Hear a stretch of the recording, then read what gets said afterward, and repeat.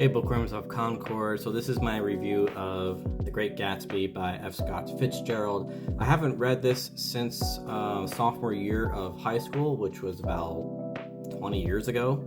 So I figured it was time to reread this, especially with a more mature mind.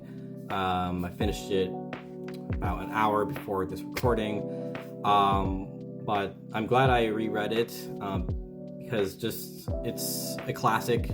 The Great Gatsby, it just remains a critical exploration of the complexities of the American dream and the moral decay lurking behind the opulence of the Roaring Twenties. It's set against the lavish backdrop of the Roaring Twenties in Long Island, and the novel delves into themes of aspiration, illusion, and societal stratification through the tragic narrative of J. Gatsby, who is a self-made millionaire whose relentless pursuit of lost love leads to his downfall. And so the story, if you haven't read it, unfolds through the eyes of Nick Carraway, who's a Yale graduate and World War I veteran, who becomes entangled in the lives of the wealthy elite. Nick's Midwestern sensibilities provide a lens of moral contemplation, contrasting sharply with the hedonistic indulgence of his affluent neighbors.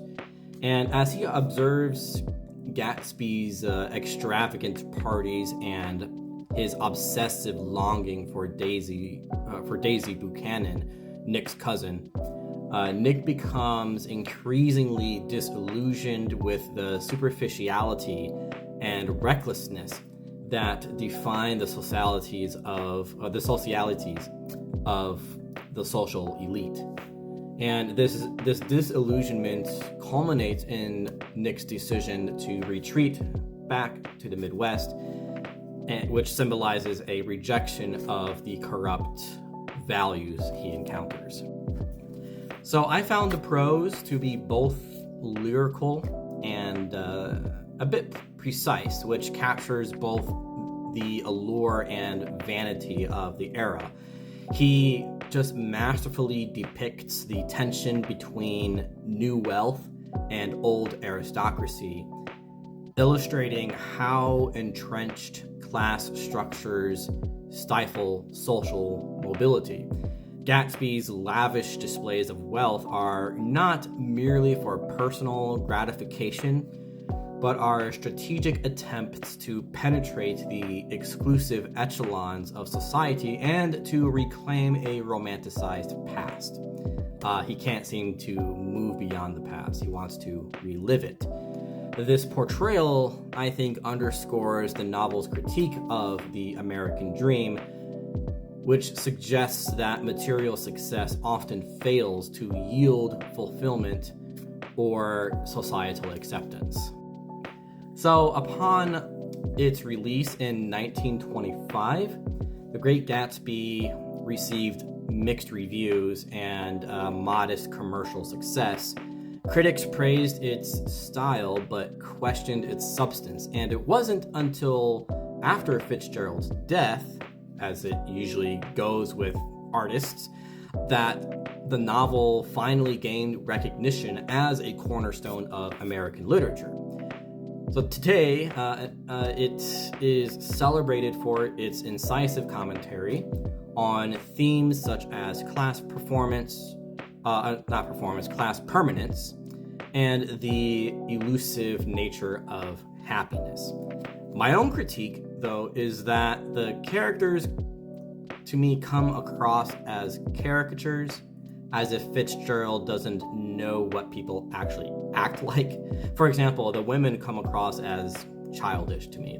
It's like almost as if I'm reading children. But that could be the point. I don't know. Nevertheless, The Great Gatsby, it still remains a timeless piece of American literature, and it is often misinterpreted. Both readers and those who've seen the film adaptations have celebrated it for its lavish parties and romantic drama, but the novel is actually a complex critique of wealth and the American dream, as well as the vacuousness of the social elite.